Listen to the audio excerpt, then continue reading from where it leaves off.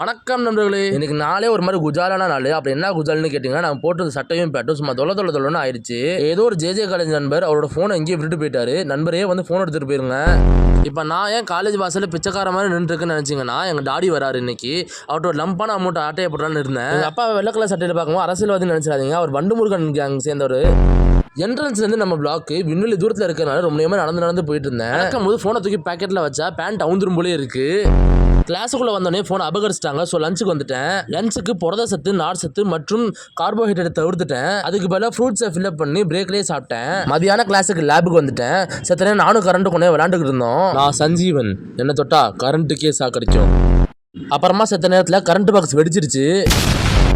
நான் மணி அடிச்சது யாரு கேட்டுச்சோ இல்லையோ, டிரைவர் கேட்டுச்சு. எனக்கு நல்ல நல்ல பாட்டாக போட்டுட்டு வந்தாங்க. அப்புறம் என்னது, அவ்வளோதான். வீட்டுக்கு வந்தேன், கார்டியோ பண்ணேன், ஜிம்முக்கு போனேன், நல்லா ஒர்க் அவுட் போட்டேன். ஒர்க் அவுட் போட்டு வீட்டுக்கு போயிட்டு மட்டையாயிட்டேன். அவ்வளோதான். பண்ணுங்க.